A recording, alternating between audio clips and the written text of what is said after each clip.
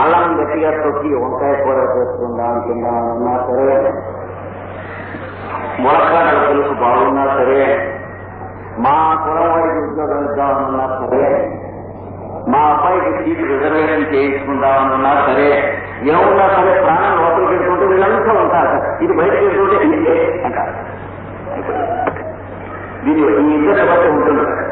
దేవతలు ఈ ట్రాఫిక్ లో నడిచి పెడుతూ ఉంటారు. ఈ బస్సుల్లోనే మనుషులు కూడా ఆ బస్సుల్లోనే కూర్చుంటారు. బ్యాక్ సీట్లలో కూర్చుంటారు. ఈ పశువులు కూడా అక్కడే కూర్చుంటారు. అంటే మరీ బ్యాక్ సీట్ లో కూర్చోరు పశువులు. ఎక్కడ కూర్చుంటారు?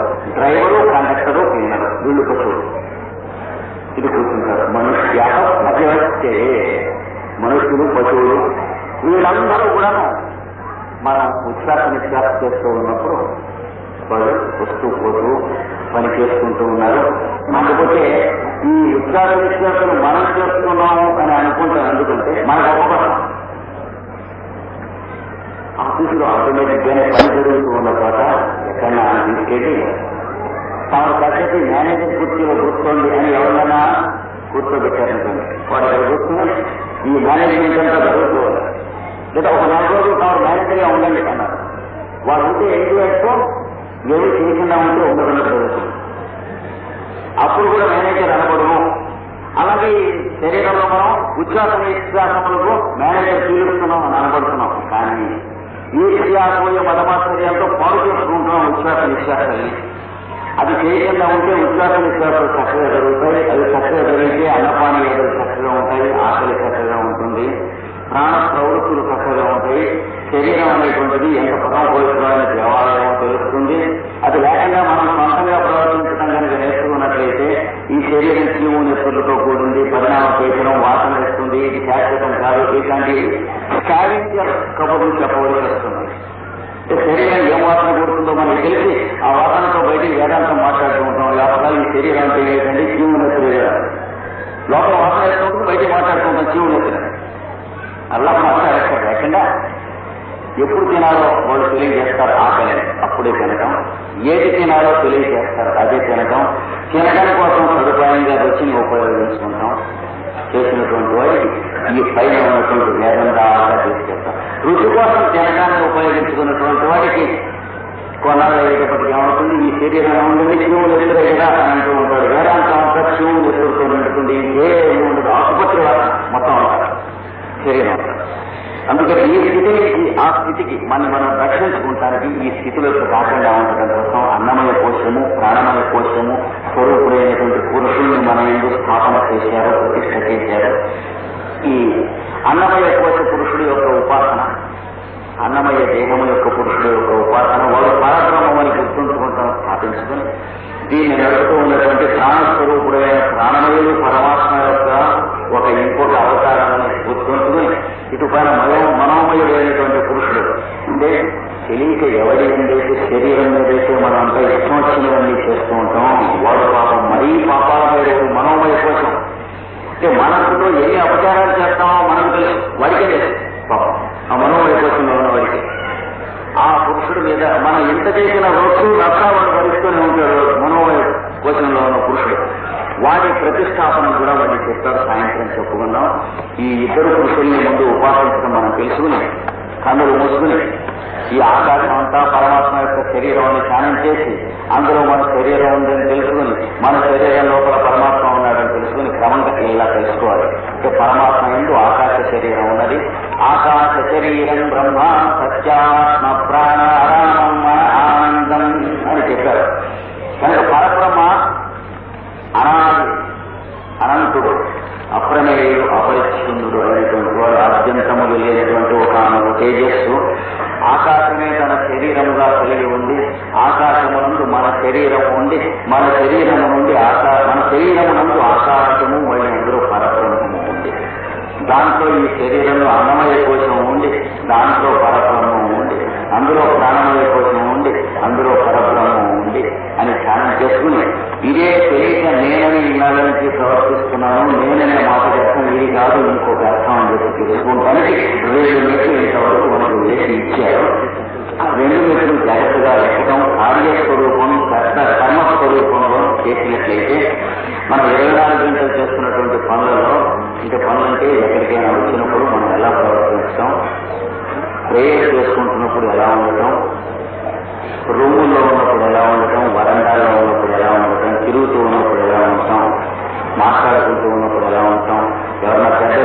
దానికి ఒక గంటన్నర ఏదైనా మంచి విషయాలు చేస్తూ ఉన్నప్పుడు మనం ఈ వరండాల్లో కానీ ఈ మధ్య పెండాల్లో కానీ గదుల ముందు కానీ అనుకుని మనుష్య పశవచ్చే అన్నట్టుగా ప్రవర్తించకుండా ఉండటం మొదలైనది చేయడం ఇలాంటివన్నీ అన్నమయ ప్రాణమయ కోసములు అనేది ఉపాసన అనేది వస్తూ ఉంటాయి.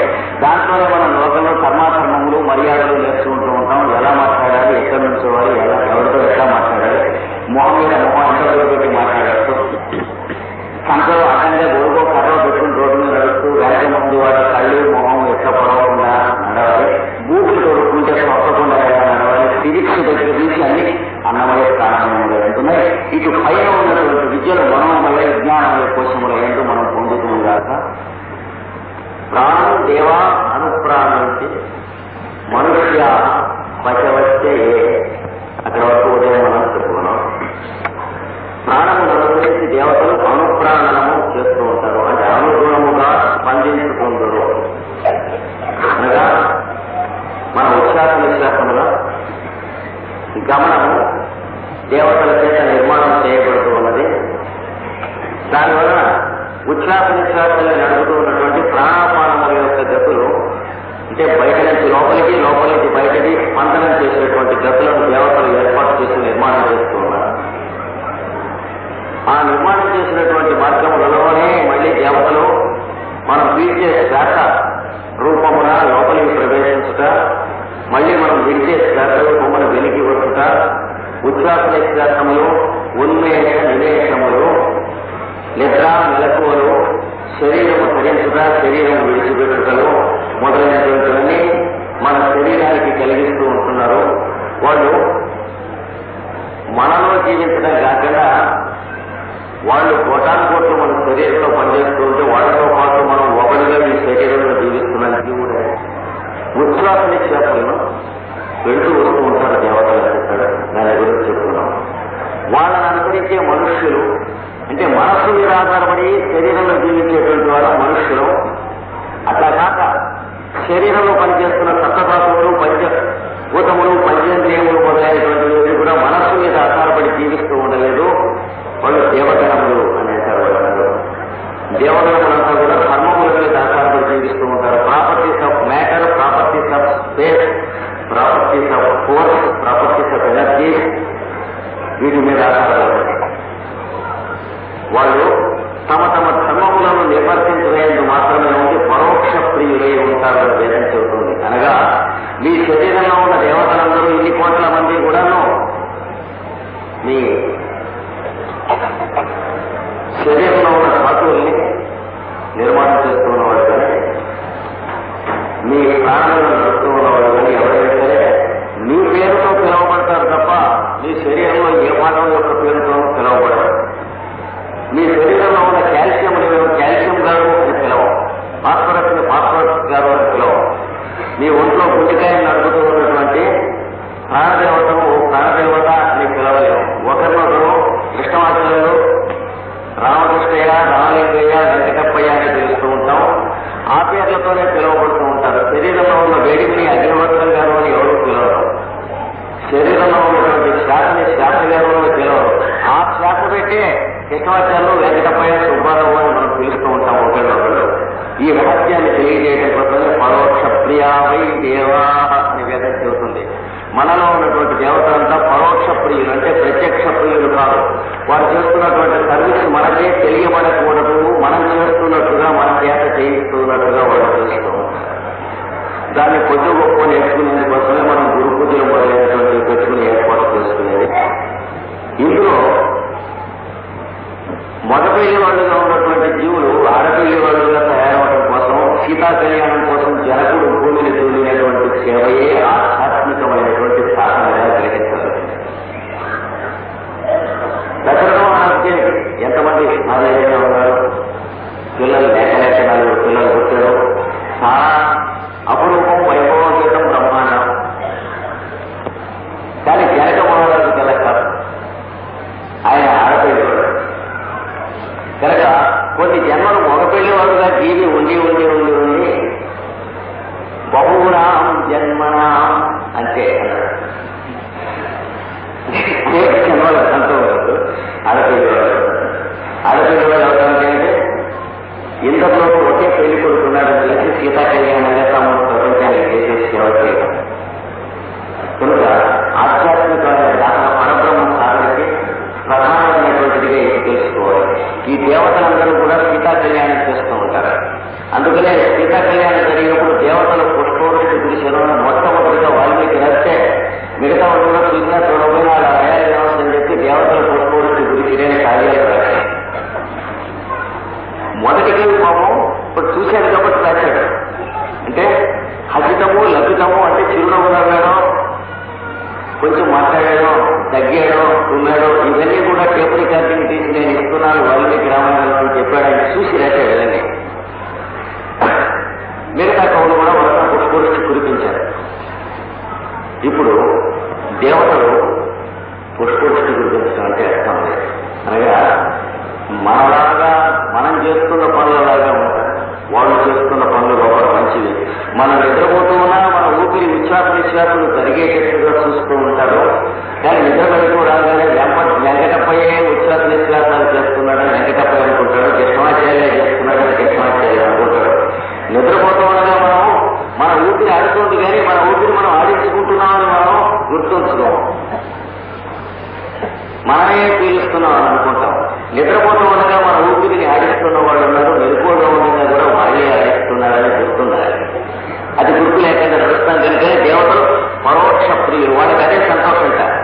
ఎందుకంటే శ్రమపడి ఉద్యోగం తెచ్చుకుని డబ్బు సంపాదించుకుని కృష్ణాచార్యులు ఊపిరి కృష్ణాచార్యులు పీలుస్తున్నాడు అని అనుకుంటాం, వాళ్ళకి సంతోషంట. అంతేగాని కృష్ణాచార్యులు శ్వాస పీల్చడానికి ఆక్సిజన్ గారు పనిచేస్తున్నారు, కార్బన్ డైఆక్సైడ్ గారు పనిచేస్తున్నారు అని మనం గుర్తుంచుకోవట్లేదు, కూడదనే వాళ్ళు ఉద్దేశించారు. తిరిగి పరోక్ష ప్రియులు దేవతలు అంటే వేదంలో చాలా చోట్ల ఇది హెచ్చరిక మనకు చేశాడు. పరోక్ష ప్రియావై దేవాహ అనగా వాళ్ళకి చేతగానటువంటి పనులు ఉన్నాయి దేవతలకు కూడా. ఏంటంటే వాళ్ళ పని వాళ్ళు చేసుకుంటారు.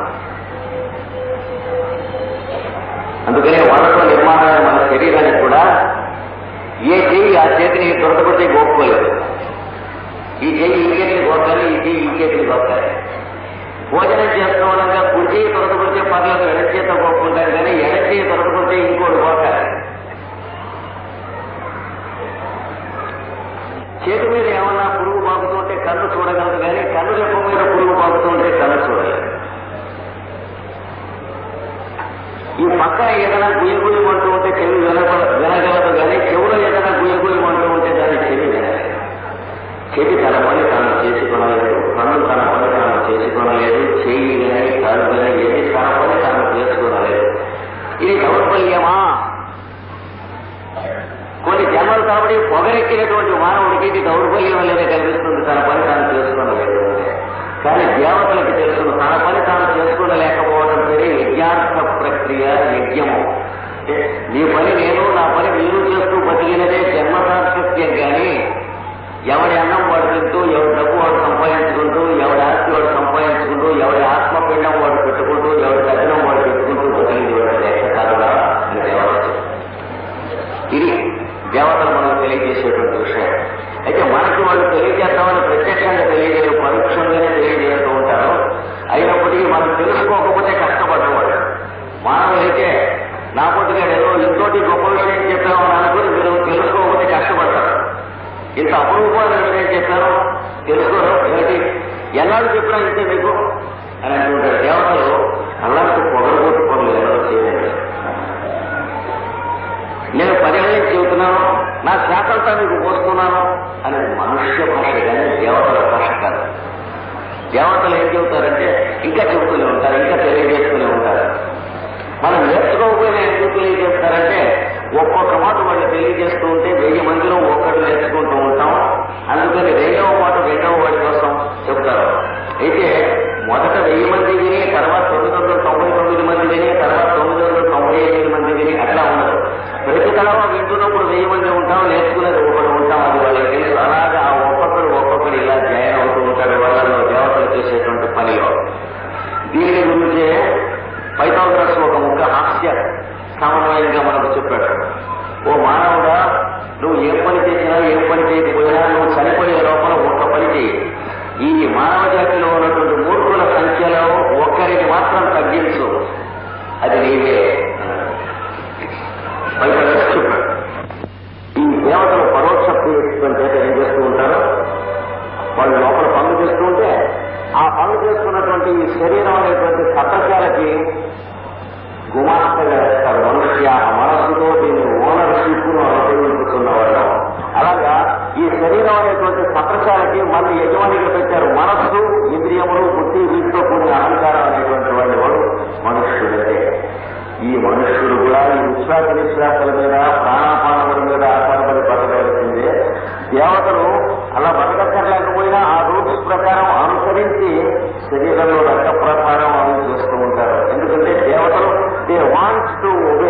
మనుషులు దే హ్యావ్ టు ఒబే.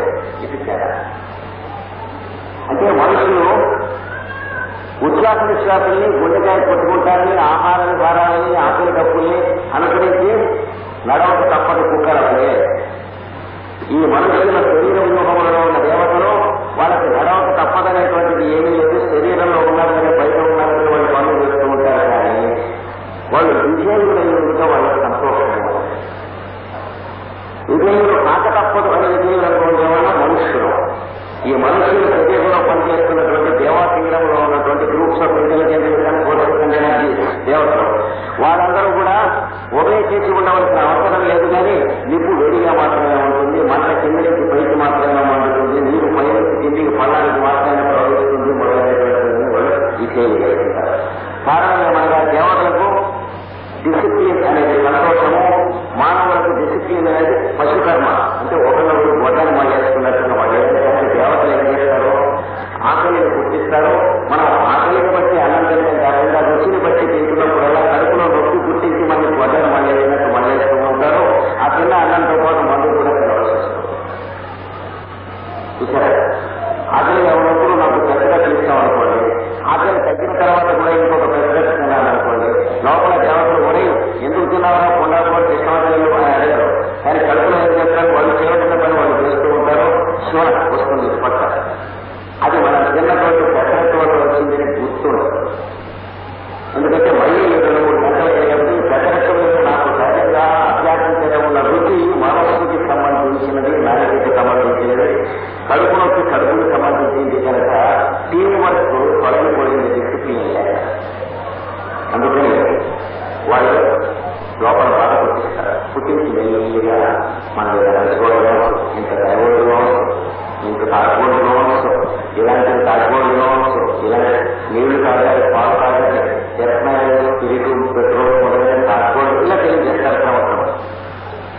కనుక దేవతలు పరోక్ష ప్రియులని తెలియజేస్తారు, మానవులు ప్రత్యక్షంగా తెలుసుకుంటూ ఉంటారు. దేవతలు మాత్రం డిసిప్లిన్ ని అనుసరించి వెళ్తూ ఉంటారు. దాన్ని యజ్ఞాత్మ కర్మ అంటారు. దాంట్లో ధర్మములకు అనుసరించి బతులై వెళ్తూ ఉంటారు. తాని ధర్మాన్ని ప్రథమాన్యాసనం యజ్ఞేన యజ్ఞమయదేవా. ఒక యజ్ఞం నుండి ఇంకొక యజ్ఞము దీపాన్ని దీపం గుర్తించి తీసుకెళ్తున్నట్టుగా క్రిస్టియన్స్ అని నడుపుతూ ఉంటారు. దేవతలు నడుపుతూ ఉండి డిసిప్లిన్ అనేటువంటి దాన్ని నడుపుకుంటూ వెళ్తూ ఉంటారు. డిసిప్లిన్ లో కూడా తప్పనటువంటి స్థితిలో నడుపుకుంటూ ఉంటారు. డిసిప్లిన్ దాటడానికి, ఉల్లంఘించడానికి, అతిక్రమించడానికి ప్రయత్నం చేసినప్పుడు మళ్ళీ డిసిప్లిన్ లో కూడా తప్పదనే స్థితి ఉంటారు. మాధ్యము చేత బంధింపబడినటువంటి ఆశాపాశములు, కోరికలు, హోప్స్, యాస్పిరేషన్స్ మొదలైన ఏవైతే ఉన్నాయో కూడా ఇవన్నీ కూడా దేవతలు అనుసరించి జరుగుతూ ఉంటాయి. దేవతలతో పాటు పశువులు కూడా అలాగే పనిచేస్తూ ఉంటారు. పశువులు పాశముల చేత కట్టి వేయబడినటువంటి వారు, కాళ్లతో బంధింపబడిన వారు.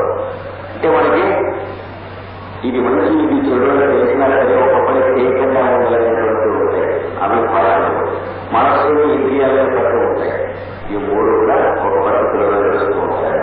దేవతలు, పితృదేవతలు, మనుష్యులు, పశువులు అని 4 గుణములుగా మొత్తం సృష్టిని విభజించినది ప్రాచీన శాస్త్రం. అందులో దేవతలకి మనం చెల్లించవలసినటువంటిది ఒక గుణం ఉన్నది. దాని పేరు ఉంటారు నమస్కారం. నమో దేవేభ్య అంటే ఇక్కడ పెడితే సరిపోతుంది లేదు. నమః అంటే ఒబీడియన్స్. ఎలక్ట్రిసిటీ కావాలంటే ఇన్సులేషన్ పెట్టి జాగ్రత్తగా ఉండే పెట్టుకుని వాడుకోవాలి. Switch on, switch off arrange చేసుకోవాలి. లైట్ కావాలంటే ఈ రకమైన అరేంజ్మెంట్స్ చేసుకోవాలి. సౌండ్ కావాలంటే ఈ రకమైన అరేంజ్మెంట్స్ చేసుకోవాలి. ఇల్లు పెట్టాలంటే ఈ రకమైనటువంటి అరేంజ్మెంట్స్ చేసుకోవాలి. అంటే లా అనేటువంటిది ప్రకృతిలో ఉంటుంది. దానికి ఒబీడియన్స్ మనం చూపించడం అనేటువంటిది చేస్తే, దేవతలకు మనం చెల్లిస్తే మనకు ఇల్లు ఉంటుంది, వాకిలి ఉంటుంది, మైక్స్ ఉంటాయి, లైట్లు ఉంటాయి, టెలిఫోన్లు ఉంటాయి, టెలిగ్రామ్లు ఉంటాయి, ట్రాన్సిస్టర్లు ఉంటాయి, రేడియోలు ఉంటాయి, టీవీలు ఉంటాయి, అన్నీ ఉంటాయి. ఇవన్నీ సాధించుకున్న తర్వాత కూడా భార్యాభర్తలు ఇంటి దగ్గర దెబ్బలాడుకుంటూ ఉంటే ఇందులో ఏమీ ఉండదు. కనుక నమో దేవేభ్య అన్నారు. దేవతలకి మనం చేయవలసింది నమస్కారం. తర్వాత పితృదేవతలకి చేయవలసింది స్వహా పితృభ్య. స్వహ అంటే స్వయం ధారణ, స్వయం పోషకత్వములు. తనను తాను భరించుకునేటువంటి ఆహారం తినవలేరు. అంటే శరీరానికి పోషకము, బలవర్ధకం అయ్యేటువంటి ఆహారం మాత్రమే తీసుకుని జీవనీయములు సామ్యములు అయినటువంటి ఆహారములు అంటే తేనె పాలు మొదలైన కుమార్ గారు ఎవరైతే మనకు ఏవైతే చెప్పారో ఇప్పుడు పాశ్చాత్యులు ఏవైతే ఆచరిస్తున్నారో మనం ఏవైతే వదిలిపెట్టామో ఆయా దేశాల్లో తేనె నెయ్యి పాలు పెరుగు తీసుకుంటూ ఉన్నటువంటి వాళ్ళు పచ్చికూరలు మెన్యూస్ లేనటువంటి ఆహారములు దంపుడు బియ్యము గోధుమ పిండితో మాత్రమే చేసినటువంటి బేకరీలు వరకే తీసుకుంటున్నారు పాశ్చాత్యులు. వాళ్ళ చరణకములను ఆశ్రయించుకుని మనం నేర్చుకోవాల్సినటువంటి అలాంటిది ఆహారం మళ్ళీ మనం స్వీకరించినట్లయితే అంటే కొన్ని వేల సంవత్సరాల క్రితం భారతదేశంలో ఎలాంటి ఆహారం స్వీకరించారో ఇప్పుడు క్రమక్రమంగా పాశ్చాత్య దేశములలో ఏ ఆహారం స్వీకరించడం కోసం జనం మారుతూ ఉన్నారో అలాంటివి తీసుకుంటే స్వహ అంటే తను తాను ధారణ చేసుకునే శక్తి వస్తుంది కనుక శరీరాన్ని ధరించడం కాకుండా మనస్సుని బుద్ధిని కూడా పవిత్రం చేసి శరీరం యొక్క శక్తిగా ఓజస్సు సహస్సు బలము రాజస్సుగా ఈ ఆహారం అవుతుంది. ఇంతకుముందు దేవయానానికి మార్గంగా ఈ ఆత్మ సంకల్ప శక్తిని ఆ ఆహారం ఇస్తుంది. పితృయానానికి మార్గంగా శుక్రధాతు అనేటువంటి దాన్ని పరమ పవిత్రంగా పరిశుద్ధి చేసి ఇస్తుంది అలాంటి ఆహారం. దానివలన శుక్రకవచములు పరిశుద్ధమైనటువంటి సమాగమము వలన దాంపత్యము వలన పుణ్యవంతులైనటువంటి బిడ్డలు పుణ్యశీలులైనటువంటి తల్లిదండ్రులు కూడా ఇది పితృదేవతలకు మనం చేయవలసింది స్వధా పితృక్షర అని చెప్పారు. నమో దేవేక్ష స్వధా పితృక్షర. తర్వాత ప్రజాహ్యం ఒకళ్ళ నుంచి ఒకళ్ళు పుట్టేవాళ్ళు అంటే ఆడ మగ శరీరాలు ధరించి గర్భం ధరించి పుట్టేటువంటి జీవరాశులు ఉన్నారు. మనుషులు అంటారు కదండి, మనుషులకు సంతతి వాళ్ళకేంటి స్వస్తి అంటే క్షేమం కలుగుతుంది. మిగతా వాళ్ళకి క్షేమం కలగాలని మీరు చేసే పని ప్రతిదీ చేయండి. దేవతలకి మీరు ఒబీడియన్స్ అంటే ధర్మములను తల ఉంచి పని చేయండి. పితృదేవతలకి మిమ్మల్ని మీరు పోషించుకునేటువంటి కర్మ చేయండి. ఈ మూడు నమో దేవేభ్య స్వధా పితృభ్య స్వస్తి ప్రజాభ్య ఈ మూడు గమనించారు. ఇది సృష్టి గురించి ఇచ్చినటువంటి రూపంలో ఇచ్చిన రూపంలో ఒక రూపం అంటే our duties towards creative intelligences, our duties towards reproductory intelligences and forces and our duties to fellow beings who are mental by their existence. ఇది మూడు. ఇది ఇచ్చి వీళ్ళందరూ కూడా ఈ దేవతల యొక్క పద్ధతిని అనుసరిస్తూ ప్రాణాపానముల యొక్క గమనములతో శరీరం ధరించడం, శరీరం విడిచిపెట్టడం మొదలైనటువంటి వాటితో ఉంటూ ఉంటారు అని చెప్పారు. చెప్పి అట్లాంటి ఈ శరీరంలో అన్నమయ కోశం అంటే మెటీరియల్ బాడీని గురించి చెప్పారు. ప్రాణమయ కోశం వైటల్ బాడీ ఆఫ్ ఫోర్సెస్ దీని గురించి చెప్పారు. పరబ్రహ్మము అనేటువంటి అంతర్యాలలో స్పేస్ చోటు అనేటువంటి ఆయన శరీరంగా ఉంది అని చెప్పారు. చోటులో ఆయన ఉన్నారన్నారు. మళ్ళీ ఆ ఆకాశం అనేటువంటి శరీరం నుంచి వాయువు యొక్క శరీరం ఉన్నదన్నారు. అందులోంచి తేజస్సు అగ్ని యొక్క శరీరం ఉన్నదన్నారు. అంటే light sound heat electricity magnetism అని మనం పిలిచేటువంటి ఆరు ముఖములతో షణ్ముఖుడైనటువంటి స్వరూపుడుగా ఉన్నదని తెలుసుకోవాల్సి. అందులో అగ్ని నుండి ఆపస్సులు, ఆపస్సు నుండి పృథ్వీ నుండి ఓషకులు, ఓషకుల నుండి అన్నము, అన్నము నుండి పురుషులు పుట్టారని చెప్పారు. ఆ పురుషులు అన్నరసమయున్నారు. బయట ఉన్న పంచభూతాన్ని శరీరంలో ఉన్న పంచభూతాల్లో తీసుకుంటూ ఉంటారు కనుక రసం అన్నమయుడు. చిట్టతోటి శరీరంలో ఉన్న పంచభూతాలని బయట చుట్టుపక్కల ఉన్న పంచభూతాలు వాటిలోకి తీసుకుంటాయి కనుక అన్నమయుడు. దానికి దీనికి ఉన్న ఇన్గేటు అవుట్గేటు ప్రాజెక్టునే అన్నము అన్నరసము అని చెప్పారు. ఇది మనం చెప్పుకున్నాం. నిన్న ఇవాళ మనం చెప్పుకోవడానికి సమన్వయం విద్య బహు సూక్ష్మమైనటువంటి సోపానములు ఇస్తూ ఉన్నది కనుక మళ్ళా పురస్కరణం మనం చేసుకోవాలి, నెమరు చేసుకోవాల్సి ఉన్నది. విద్య అర్థం అవటం కాదు, ఈ విద్యకు పరమార్థం మనం అది అవటం అని చెప్పారు. అనగా ఇనుపముగా అయస్కాంతముగా మారుట వంటి మార్పు మనలో రావటమే ఈ బ్రహ్మ విద్యకు పరమావధి తప్ప మనకు ఒక విద్య అర్థం అవటం అనేటువంటి స్టెప్ యూనివర్సిటీకి సంబంధించింది, బ్రహ్మ విద్యకి సంబంధించింది కాదు, మార్పులకు సంబంధించింది. బ్రహ్మ విద్య మార్పులకు సంబంధించింది. ఒక కృష్ణస్వామి చెప్పాలి అంటే ఇలా జరుగుతూ ఉంటే ఇంకొకటి కూడా మనం ఉదాహరణ తీసుకోవచ్చు. ఈ బ్రహ్మ విద్య మనలో మార్పు తీసుకురావడానికి సంబంధించింది అనేది మనుషులు, పశువులు, మనలో ఉన్నటువంటి వాటిని కూడా దేవతలతో పాటు మనం శరీరంలో దేవతలు ఎలాగైతే వాళ్ళ కోసం కాకుండా పనిచేస్తున్నారో మన చుట్టుపక్కల ఉన్న వాళ్ళకి మనం కూడా మన కోసం కాకుండా పనిచేయటం నేర్చుకుంటే దేవతలలాగే మనం కూడా సంతోషంగా సుఖంగా ఉండటం అనేది అప్రయత్నంగా వస్తుంది. అలా కాక సంతోషంగా సుఖంగా ఉండడానికి ప్రయత్నం చేస్తే కలిగేది దుఃఖం మాత్రమే. ఎందుకంటే ప్రయత్నం అనేటువంటిది కష్టము దుఃఖము దానికి సంబంధించింది కనుక సంతోషం కోసం ప్రయత్నం చేశామంటే సంతోషంగా ఉండటం కోసం వెళ్తున్నాడు. ఇంకా పశువులు దేవతలను అనుసరించి వెళ్ళాలని చెప్పినటువంటి మాటకి చక్కటి అర్థం ఉన్నది. అంటే after the functions in your body and those intelligences that are functioning in your body and those forces that are working for you not for themselves. ఇది నడుస్తుంటే ఆకాశ శరీరంలో ఉన్నటువంటి ఈ పురుషుడు, ఈ శరీరంలో ఉన్న పురుషుడి హృదయమునందు మనస్సునందు ఉన్నటువంటి ఆకాశం అంటే ఏమిటో మీరు మాట్లాడటం ఒకరికి వస్తుంది కనుక ఈ అన్నమయము ప్రాణమయము ఈ రెండు కోశములు కూడా ఆ పరమాత్మ యొక్క సర్వాంతర్యాన్ని మయములని చెప్పి నమ్మి అన్నమయ శరీరాన్ని పోషించేటువంటి అన్నపానీయములు కూడా భగవంతుని అంతర్యామిత్వం అని నమ్మి వాటిని తెలియజేయనటువంటి ఆకలికప్పులు కూడా భగవంతుని స్వరూపములు దివ్యములు అని నమ్మటం వల్ల మనం ప్రతిదీ తినటం ప్రతిదీ తాగటం మానేస్తాం. ఏది తినాలో అది తింటాం, ఏది తాగాలో తాగటం అవ్వాలి. ఇది నమ్మటం ఈ రకమైన ఒక్కలేని చెరువులు ఒక్కలేని త్రాగులు మొదలైనవి తగ్గిపోతాయి. ఇది తగ్గిన తర్వాత అన్నమయం ప్రాణమయం శరీరాన్ని పోషణం చెప్పాడు. అంటే పోషణం అంటే మన శరీరాన్ని మనం పోషించుకుంటాం కాకుండా అర్చనం. అన్నమయ ప్రాణమయ శరీరముల రూపములలో ఉన్నటువంటి సర్వాంతర్యాన్ని అర్చించుట అనేటువంటి ఇది చెప్పాడు. చెప్పి ఇందులో ప్రాణో హి భూతానాం ఆయు, జీవరాశులకు ఆయుర్దాయం అంటారు చూడండి. అంటే పుట్టినప్పుడు చక్రం వేయిస్తాం, వేయిస్తే ఎన్నాళ్ళు బతుకుతారు అని జ్యోతిష్కుడు కూడా మనకి చెప్పేది.